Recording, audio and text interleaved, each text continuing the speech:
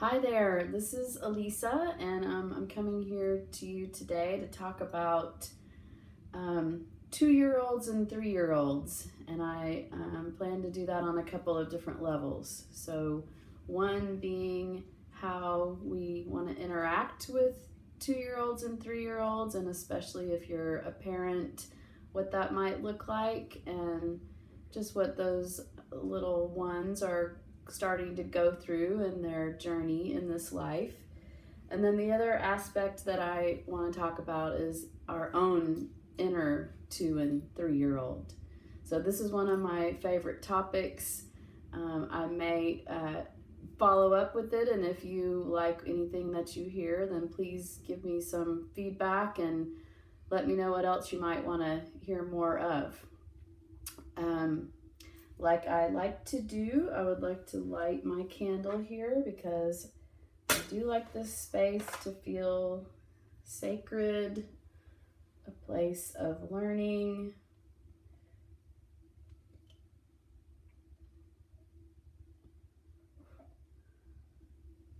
and a place of prayer. And I will also ring my bowl here to signify the beginning.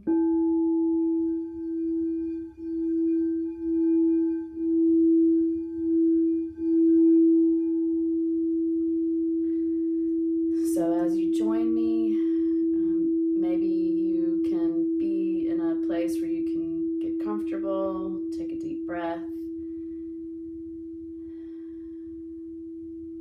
and bring your energy to focus on your own experience as a 2 and 3-year-old, or maybe that of your child, or maybe of some children that are in your life that you really care deeply about. So developmentally, 2 and 3-year-olds are beginning to have their sense of who they are, and they are beginning to see that they're separate from their caregivers. So this is why you hear 2-year-olds saying no a lot, why you hear them saying mine. So these are ways that they're playing with this idea that they're their own separate being. And we often refer to the terrible twos, or at least when I was first in the field, I'm a therapist and social worker. It was the terrible twos. I understand sometimes it's the terrible threes these days, but still the idea is this is when the child is beginning to wrestle with this idea of being separate, and that they have an opinion about something, and that they have something that might belong to them versus something that belongs to somebody else. So it's a very critical time. This is a time of empowerment and starting to see how we move under our own authority and how we make decisions. And so you can imagine that the way that 2-year-olds and 3-year-olds are responded to either supports that seeing themselves as an individual, seeing what they have control over, seeing what they don't have control over, finding boundaries, finding where they end and someone else begins. So when that's supported, then your child can move through that and have a sense of personal power and confidence, and begin to know about making choices and things like that. And when it's not supported, either because of rigidity or abuse, so when there's no room for a 2-3-year-old's ability to make a choice or have their own power, be recognized as an individual, well, then there's problems with that. Or when it's the other side where it's way too permissive and they're kind of left to run wild, so to speak, then then that's not supportive of their growth and empowerment. So a very key thing to be supportive of little children coming to know their own power is boundaries. And sometimes, well, I was going to say it doesn't matter what they are as long as there are some, and to some degree that's true. Too many, too rigid ones can be problematic, as I was saying, and definitely none at all is harmful. And the way that I have come to understand this is that it's like the boundaries that a child experiences externally helps that child create these internal structures. And the internal structures are what helps them navigate through emotions, and it helps them deal with challenging situations. It helps them feel safe inside.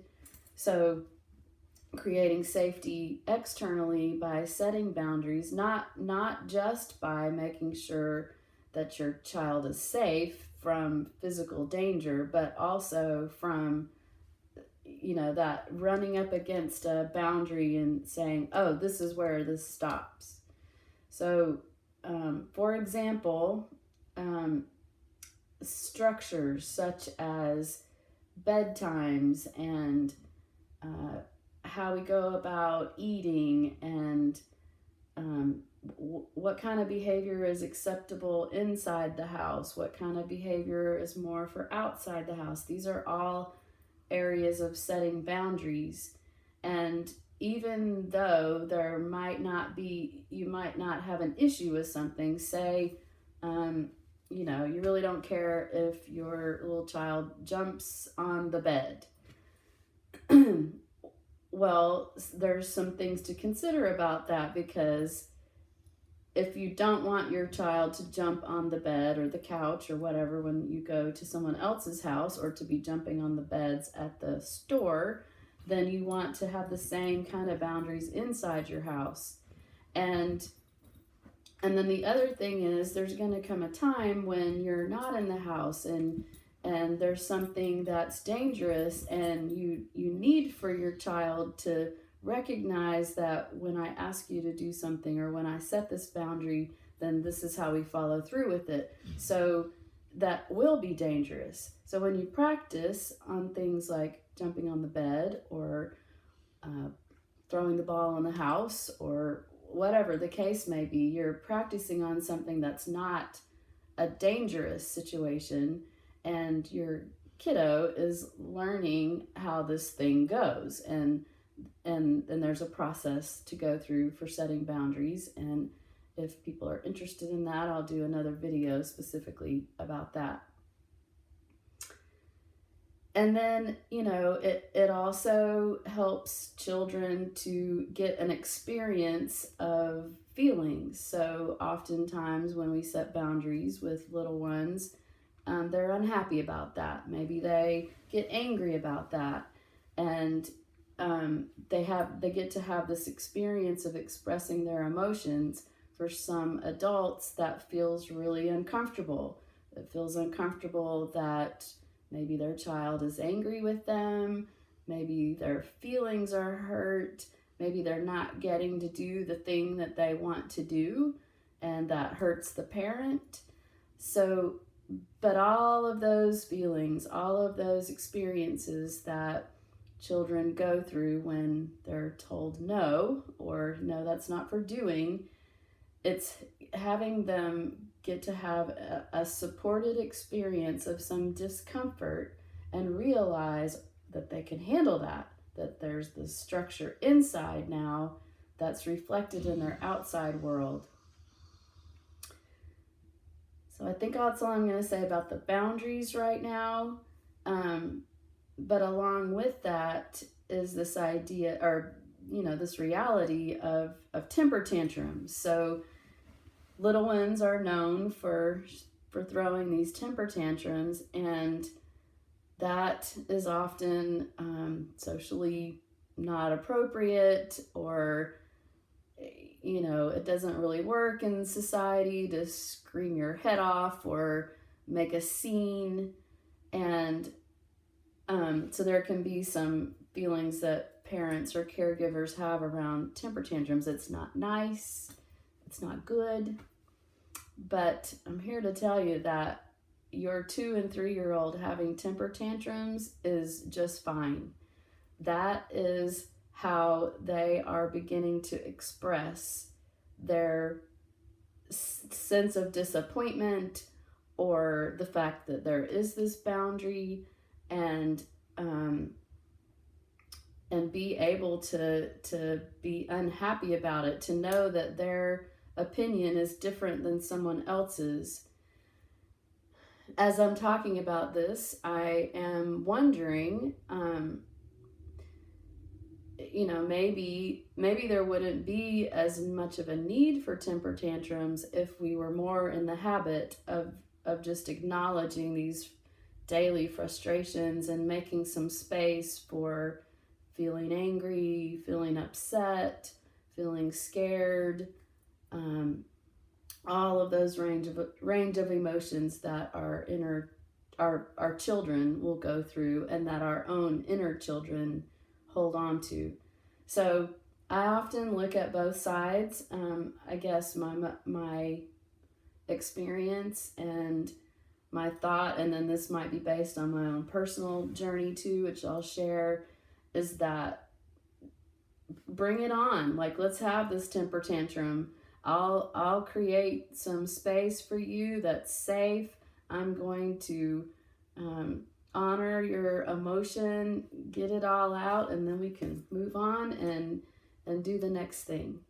So mainly, I guess what I would want to communicate is to take the judgment out of it, and be with and reflect and hold space and have boundaries, and allow your child this room to find out, well, who are they? What do they think? What do they like? What don't they like? What way do they want to have? They don't always get their way. That's okay, because we don't always get our way in the world. And so on this journey of coming to know themselves, and you as a parent, caregiver, or teacher supporting that. So then I want to bring that around to our own inner child.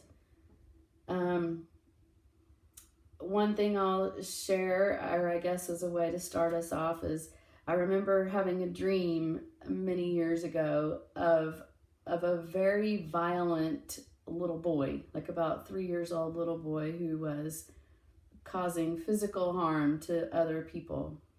And as I worked with that dream, I recognized that I did have this little hellion inside of me, and my outward behavior doesn't often look like aggressive. It never looks that aggressive. I don't tend to lose my temper with people or do things that are harmful to others in a physical sense. So that was uncommon for me. But what I did realize is that inside of my head and inside of my heart, there was a 2-year-old, a 3-year-old having temper tantrums with the thoughts in my head, and not being able to let go of anger or resentments, and just telling a story going over and over and over again. And so I took this little boy that showed up in my dream as a part of me really needing my attention. And as I worked with that energy that he represented, I did some writing with it, and I just allowed, in my vision that I had where I would carry the dream forward, I just allowed this little boy to run through the woods with me behind him, explore whatever he wanted to explore, just get that energy out, because inside of me I had all of this pent up energy. And when I went to explore, I've commonly asked my mother to tell me about how I was at certain different ages in my life. And of course, when I asked her about being a 2-year-old and how I was, she says, "Well, you were a really good child." Good meaning probably not too many temper tantrums, didn't give any trouble, didn't argue, didn't stall, just was very compliant. And me being a therapist and knowledgeable about developmental issues, I'm like, okay, I didn't really get to go through that experience. And so I've been in this process of working with my inner 2-3-year-old to go ahead and have that temper tantrum, young lady. I'm gonna hold space for you. And this is inside of myself. Maybe I'll let myself do that in the real world too. But the point of it is to develop this connection with my own inner being, and the whole thing could take place in a vision, or in a writing exercise that I do, or in a piece of artwork, or whatever. And that is releasing this, so energy, number one, that didn't get to be expressed. It determines maybe the boundaries that I can set for myself and with other people. I can do a great job with little kiddos and dogs, but it's another story when it comes to my adult relationships.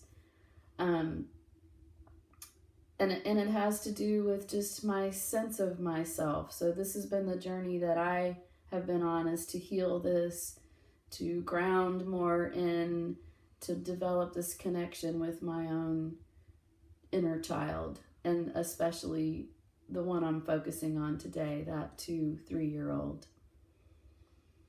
And so I ask you, a lot of times we don't hold a lot of memories from that time in our life. Our memories are stored with language, also with smell. So it is true, sometimes we can have some powerful memories that are pre-verbal, but generally our memories come with when we learn to have language.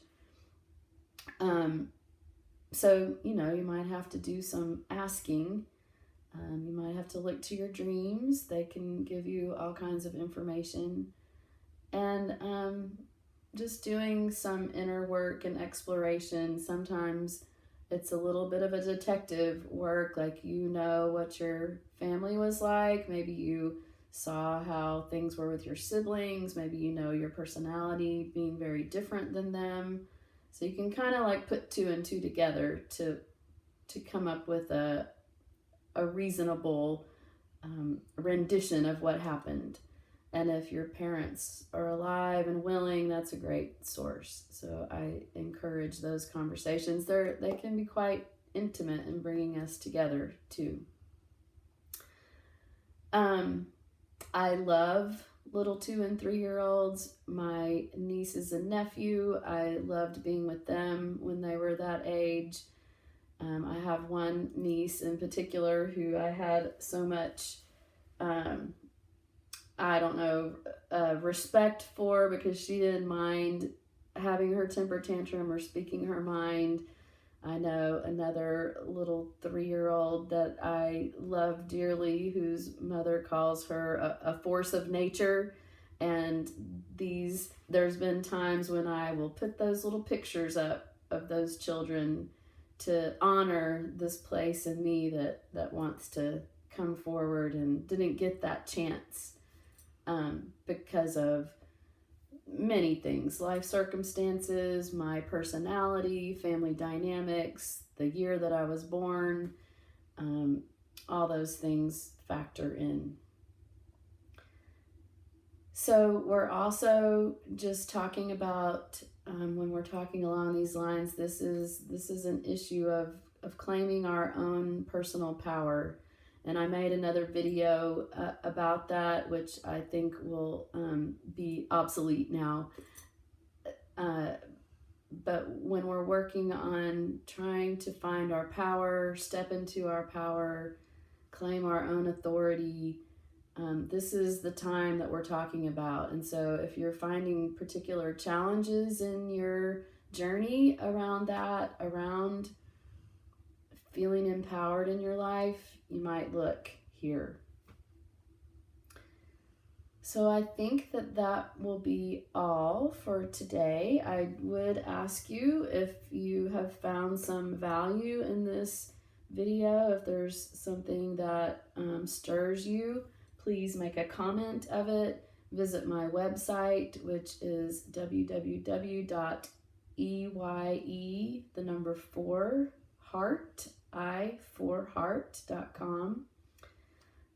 Also, there's a place on there if you want to contribute to this work that I do, which is about healing, deep healing, expanding consciousness, and deepening our connection with ourselves, with the holy, the sacred, the divine that is within us, that is the mysterious creative spirit of the universe, and of connecting more deeply with others. If you want to support that work, there's a way to do that. I'll put a link in the comments.